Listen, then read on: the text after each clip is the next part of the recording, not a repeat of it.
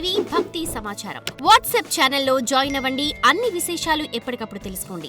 కానీ సరస్వతి ఉన్న చోట లక్ష్మి ఉండదంటారు, లక్ష్మి ఉన్న చోట సరస్వతి ఉండదంటారు కదండి. సరస్వతి ఉన్న దగ్గర లక్ష్మి ఉంటుంది, లక్ష్మి ఉన్న దగ్గర సరస్వతి ఉంటుంది అని చెప్పడానికే మనకి విద్యాలక్ష్మి అంటారు. విద్యాలక్ష్మి అంటే విద్య ఉంది, లక్ష్మి ఉంది, కాకపోతే పాళ్లల్లో మార్పు ఉంటుంది. సరస్వతి ఉన్న దగ్గర లక్ష్మి ఎప్పుడూ ఉంటుంది. కారణం, ఎంత మహారాజైనా వీడు కీర్తించాలనే కోరిక వాడు కోరుకుంటాడు. ఎంత మహా విద్య ఉన్నవాడైనా ఎక్కడి నుంచైనా ఒక 10 రూపాయలు వచ్చి నా కుటుంబం ముందరికి వెళ్ళి నా రాముడికో నా కృష్ణుడికో దేవతార్చనకి నివేదన దొరకాలి అనుకుంటాడు. కాబట్టి ఈ రెండూ ప్రతి వాళ్ళ దగ్గర ఉంటాయి, ప్రతి వాళ్ళని ఆశ్రయించి ఉంటాయి. కానీ వాళ్ళ జన్మాంతర సుకృతాన్ని బట్టి ఎన్ని పాళ్లల్లో ఉండాలో అన్ని పాళ్లల్లో వచ్చి ఉంటాయి. గురుగారు, మనం గమనిస్తే కూడా సరస్వతీదేవి ప్రార్థనా శ్లోకంలో వరదే కామరూపిణి అని అంటూ ఉంటారు. మరి ఈ కామరూపిణి సరస్వతీదేవి ఎలా అయ్యింది? ఇప్పుడు నీకు ఒక కోరిక వచ్చింది, బంగారే శర్మ గారు దొరికితే ఆయన్ని నేను ఇంటర్వ్యూ చేయాలి అని. అవునా అమ్మ? కోరికే కదా నీకు వచ్చింది.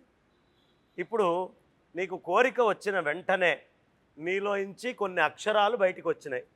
ఆ అక్షరాలు తీసుకొని నాకు ఒక ఫోన్ చేసావు, గురువుగారు ఇది అని. ఇప్పుడు నీ కోరిక అక్షర రూపంలో నా దగ్గరకు వచ్చింది కాబట్టి నాకు కూడా అరే ఈ అమ్మాయి చాలా సీనియర్ యాంకరు, ఈ అమ్మాయి ఇంటర్వ్యూ చేస్తే నేను కూడా 4 మాటలు చెప్పాలి, ఎందుకు చాలా హేతుబద్ధంగా ఈ అమ్మాయి అడుగుతుంది అని నాకు కోరిక వచ్చింది. నాలోంచి కూడా అక్షరాలు బయటకు వచ్చినాయి. నువ్వు నన్ను ప్రశ్న వేశావు, నేను అంగీకారం చేశాను. ఈ రెండిటి మధ్యలో సరస్వతి అమ్మవారు ఉందా లేదా? అంటే మన కామము తీరాలి, కోరిక తీరాలి అంటే సరస్వతి ఉండాలి. వరదే కామరూపిణి, కోరికల్ని తీర్చేటటువంటి తల్లిగా కామరూపంలో ఉంటుంది. తర్వాత ఆ తల్లికి ఎలా కావాలో ఆ రూపంలో ఉంటుంది.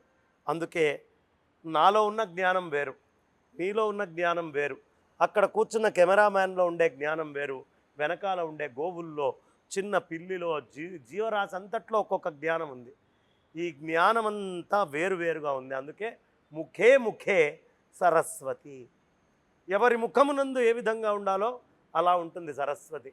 కాబట్టి మన కోరికలు తీరాలన్నా, మన కోరికలు తీర్చాలన్నా ఆ తల్లి కామరూపంలో ఉంటేనే సాధ్యమవుతుంది. కాబట్టి మోక్షం కావాలి అనే ఆలోచన ఉన్నా మోక్షం కూడా ఒక కోరికే, పురుషార్థాలలో ఒకటి. ధర్మ అర్థ కామ మోక్షాలు. కాబట్టి మోక్షమైన ఆ తల్లి అనుగ్రహిస్తేనే వస్తుంది. కాబట్టి మన కామాలు అన్నీ తీర్చడానికి కామరూపిణిగా ఆ తల్లి ఉంది. వరదే కామరూపిణి. నువ్వు కామరూపిణివి కదా.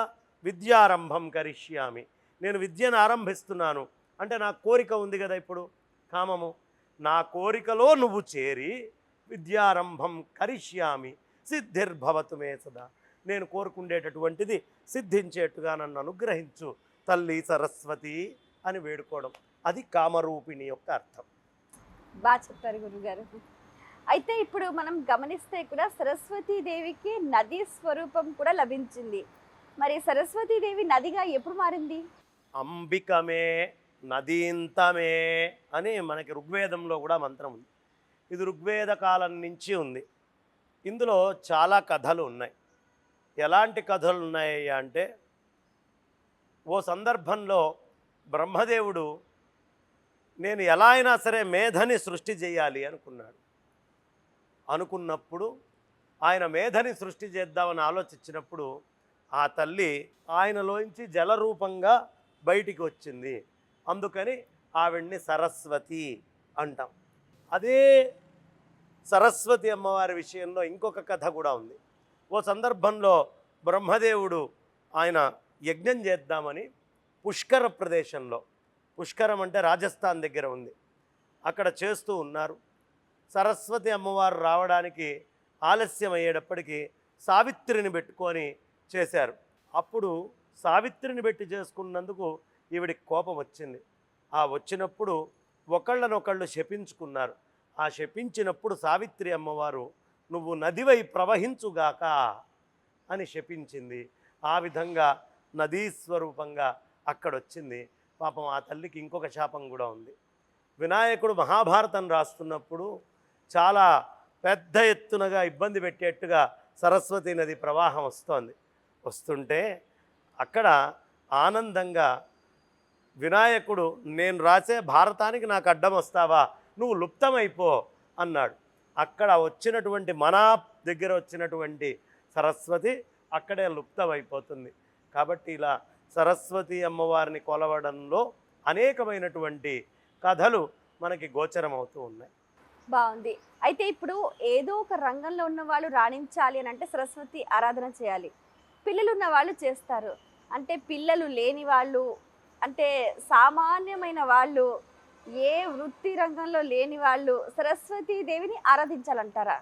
ఈ భూమి మీద పుట్టినటువంటి ప్రతి ప్రాణి సరస్వతి అమ్మవారిని ఆరాధించి తీరాల్సిందే. తీర్తేనే అక్షరము అంటే నాశనము, అక్షరము అంటే నాశరహితం. మోక్షం కావాలా, అక్షరాన్ని ఆశ్రయించు. అక్షరం కావాలా, సరస్వతి అమ్మవారు రావాల్సిందే. సరస్వతి అమ్మవారు వచ్చిందా ఏ ప్రాణి అయినా ఉద్ధరించబడ్డట్టే. కాబట్టే మనకి ఎన్నో నదులు ఉన్నాయి. ఈ కుంభమేళా సమయంలో నువ్వు నన్ను అడుగుతున్నావు. ఈ కుంభమేళాలో మనందరికీ తెలియాల్సినటువంటిది ఏమిటయ్యా అంటే, సరస్వతి అమ్మవారు గంగ ఒక దగ్గర నుంచి, యమున ఓ దగ్గర నుంచి వస్తుంది. సరస్వతి అమ్మవారు కూడా అక్కడ లుప్తమై ప్రయాగరాజులో కింద నుంచి లేచి గంగా యమునతోటి సంగమం అవుతుంది. ఈ గంగా యమున సరస్వతి నదుల యొక్క సంగమ స్థానమే మనందరికీ అనుగ్రహాన్నిచ్చే ప్రయాగరాజు. దానివల్లే కుంభమేళాకి గంగా యమున కలిసిన దగ్గర స్నానం చేసినా ప్రయోజనం లేదు. సరస్వతి అమ్మ కూడా కలిసే దగ్గర స్నానం చేస్తేనే ఫలితము. అందుకని అక్కడ మనం అందరం చేయడం జరుగుతుంది. దీనికి ఒక కథ, మార్కండేయ మహర్షి యొక్క తపస్సుకి మెర్చి సరస్వతి అమ్మవారు మనందరికీ ప్రత్యక్షమైంది. ఎక్కడ మార్కండేయుడు అంటే, ప్లక్షము అనేటటువంటి పండు, ఫిగ్స్ అని పిలుస్తాను చూడమ్మా, ఈ ఫిగ్ అనేటటువంటి చెట్టు యొక్క వేరులో నుంచి సరస్వతి అమ్మవారు ఆ నది బయటికి వచ్చింది. ఎలా అయితే గోదావరి వచ్చేటప్పటికి మనకి మేడి చెట్టు నుంచి వచ్చింది, శ్వేతమేడి, అది కూడా శ్వేత ఔదుంబర వృక్షము నుంచి అది వస్తే, ఈ ఫిగ్ అనేటటువంటిది నాలెడ్జ్కి గుర్తు అంటారు. మూడో కన్ను తెరుచుకుంటుంది అని చెప్తారు దాన్ని తింటే. అలాంటి ఆ పక్షము అనేటటువంటి దాని నుంచి, ఆ రూట్, దాని యొక్క వేరు నుంచి ఈ నది ఉద్భవించడం జరిగింది మార్కండేయుడి యొక్క అనుగ్రహం వల్ల. అందుకనే మార్కండేయుడు అక్షయవటం మీద మొత్తం మునిగిపోయేటప్పుడు ఆయన పైన ఉన్నాడు. అప్పుడు కూడా భూమిలోంచి సరస్వతి అమ్మవారు పైకి వస్తూనే ఉంది. సరస్వతి అక్షరం అక్షయం, కాబట్టి అక్కడి నుంచి సరస్వతి రావడం జరిగింది. అందుకని సరస్వతి అమ్మవారికి అంత ప్రాధాన్యత, అంత ప్రత్యేకత. For more videos like this, subscribe Big TV channel.